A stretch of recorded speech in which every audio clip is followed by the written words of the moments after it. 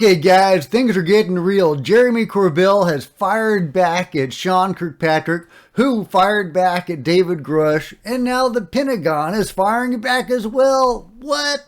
Okay, let's go over it all. This is Jack. Get in here. I'm with Cosmic Road. I talk about UFOs and the paranormal. Please hit like, please subscribe, share on social media, and let me know what you think in the comments below.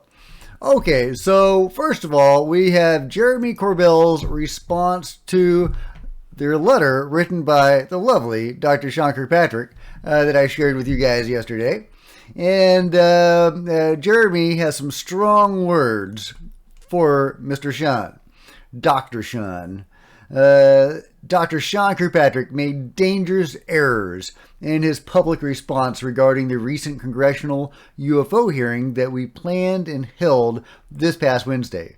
Other than Dr. Kirkpatrick seemingly not knowing the difference between the one whistleblower, David Grush, and the two decorated Top Gun fighter pilots and U.A.P. witnesses, Commander Fravor and Lieutenant Graves, Dr. Kirkpatrick intentionally or ignorantly conflated critical factual issues, making me think he literally doesn't understand human language. Well, who says he's human, right? Maybe he doesn't. Legitimate error, right? You know, don't be so alien. Don't diss the aliens, Jeremy. Come on. Let's see. In some industries, that's kind of blind. I guess you're trying to say that kind of blind spot is called bad intel. But in this case, it's likely poor judgment or character. Woo, strong words. Either Sean Kirkpatrick has poor judgment or poor character. Which do you think it is? I personally don't think it's either one. I think that he's an agent of the control group and he's just carrying out the cover-up. That's his job, and he's doing a bang-up job. I guess you could say maybe poor character fits in there somewhere. Maybe all agents of the control group have poor character just by virtue or lack of virtue of being part of the control group. But, that is what they do. We still don't know what their agenda is or what their end game is. We do know that they're flying around in spaceships with aliens and abducting people. But hey, we still don't know. We don't know what the end game is. But Jeremy is not finished. He says, the poor character thing, but in this case, it's likely poor character or judgment or downright intentional manipulation of semantics for misdirection. Okay, Jeremy, now we're on the same page. This is misdirection. This is disinformation that Kirkpatrick is putting out. And Jeremy Corbell is calling it out. Jeremy Corbell, right in that one line, seems to be calling the lovely Dr. Sean Kirkpatrick exactly what he is, a disinformation agent. And Jeremy goes on, I'm not going to let that kind of horseshit go unchecked. I love it, Jeremy. Bring it. That's why we need people like Jeremy in this fight, because he is on the front line slugging it out. He goes on, not at this critical moment in our history when the world is watching how people like David Grush, a true whistleblower, is being treated by our government agencies and public.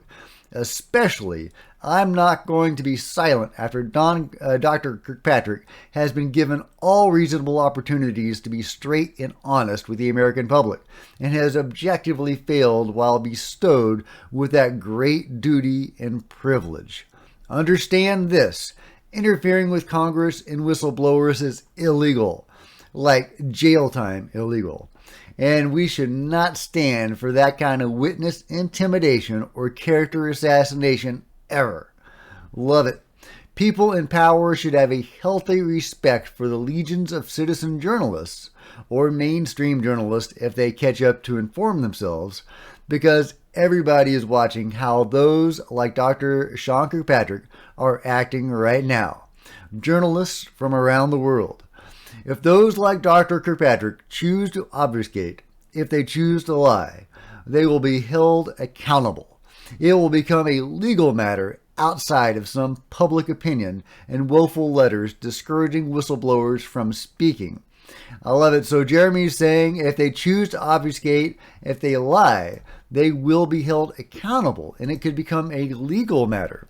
And indeed, it could. If Dr. Kirkpatrick lied to Congress, well, I was going to say that could be a crime, but it is my understanding that they actually did not make him take an oath. When Dr. Kirkpatrick was, testifying to Ernst and Gillibrand, it is my understanding that he actually did not take an oath out of professional courtesy.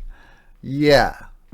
I want somebody to fact check me on that, but that is my understanding. So in that case, there may not actually be a crime. He didn't lie under oath. They gave him carte blanche to lie. They allowed him to lie. Ernst and Gillibrand, both on different sides of the aisle, may have allowed the lovely SK to tell some whoppers. Which again makes me think of Tim Burchett's comment that people on both sides of the aisle in Congress had been compromised on the UFO issue. I had really been hoping that Kirsten Gillibrand would emerge as a heroine of ufology, but I am no longer convinced that's the case, although I hope it is. I hope it is. It's hard to see from our side of things exactly where the truth lies and what's going on behind the scenes. Maybe she and Rubio and Ernst and others are pushing things forward in the Senate.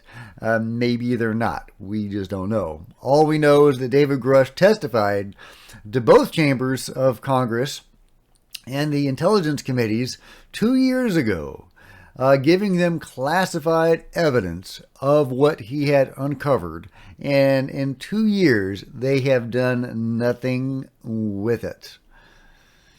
So, what does that mean? I don't know, but we do know that Susan Goff of the Pentagon, spokesman of the Pentagon, is now firing back. Okay, she has some strong words, or her handlers have some strong words about U.A.P. whistleblowers testifying to Congress. She says, AARO has established a safe and secure process for individuals to come forward with information to aid AARO in its congressionally mandated historical review. AARO welcomes the opportunity to speak with any former or current government employee or contractor who believes they have information relevant to the historical review. These individuals are still obligated to protect classified information and may not disclose classified information to the media, the public, or anyone who does not have proper access to such information, including the appropriate clearance level and need to know. These lifelong obligations extend to a public congressional hearing. Wow. Shots fired from the Pentagon. They are warning whistleblowers not to speak up, not even to Congress. This is major. This is huge. This is this is bad, guys. This is them intentionally trying to suppress and discourage whistleblowers and UFO witnesses with information and evidence to share to Congress and the public from coming forward. The person who tweeted this has a really good point. Taken in context, a reasonable person can interpret this statement by Susan Goff as an implicit threat against future U.A.P. whistleblowers testifying to Congress. And that's exactly what this seems to be. This is a threat to people coming forward with this extremely valuable information. Not just David Grush, but any others who might be encouraged by his example to come forward. Yeah, this is not good, guys. This is the Pentagon directly stepping in and trying to intimidate whistleblowers. This is really bad. If they succeed in this, then basically disclosure is over, right? At least through official channels. All that leaves us after that point would really be CE5 in direct personal contact with the phenomenon. And that is definitely one way to go, and that may be the preferred way to go, honestly. Why should we have to wait for the government to provide disclosure or information when we can just go out there ourselves and interact with the phenomenon and get answers ourselves. On the other hand, we really need to know what the government has been doing. We need for them to tell us what the heck is going on. Why have they been assisting aliens or non-humans in abducting people? What are they doing? What is going on? What is their agenda? Why are they shooting at some UFOs and at the same time working with beings, non-human beings? So it seems like we may be caught in some sort of cosmic conflict. We're working with some beings against other beings. That seems to be what's going on. Have we, meaning the control group, chosen the right side? Judging by the morality on display by the control group and the cover-up, I am in no way persuaded that they would have chosen the right side to be on. That means the good guys, the benevolent races, those races who want good things for humanity. Would the control group have chosen them, or would they have chosen other races that may have offered them technology and power? That is what I am worried about. And now we have the Pentagon directly stepping in, trying to silence whistleblowers from coming forward and exposing the control group's operations. So as much as I think CE5 is a valid route for us to engage with the phenomenon and have our own relationships with the phenomenon, raise the consciousness of humanity, and evolve our relationship with the intelligences behind the UFO phenomenon and the greater phenomenon as well, as much as I think that is a great way forward and maybe what we should be doing, at the same time, we need to expose what is going on in the government and without the government. The control group, is not just within the government, and it also is not just confined to the borders of the U.S. We need to find out what they're doing and find out if it is beneficial for humanity or not. And so we do need official UFO disclosure within the government to go forward. And we don't need the Pentagon to step in and try to silence future whistleblowers. Anyway, guys, those are my thoughts on all of this craziness, but we definitely have an ongoing battle within the government and the private sector over the UFO issue. Oh, and thank you to one of my viewers, Mr. Von Bastard, great name, for bringing Jeremy Corbell's Facebook post to my attention. I appreciate it. If you've enjoyed this video, please give me a big thumbs up. I sure would appreciate it. Smash the subscribe button and the bell to be notified of future videos. You don't want to miss a thing. Join me on social media. There's Facebook and Twitter links below. And there's plenty of other videos to check out on the channel. I'll see you guys next time. This is Jack with Cosmic Road signing out.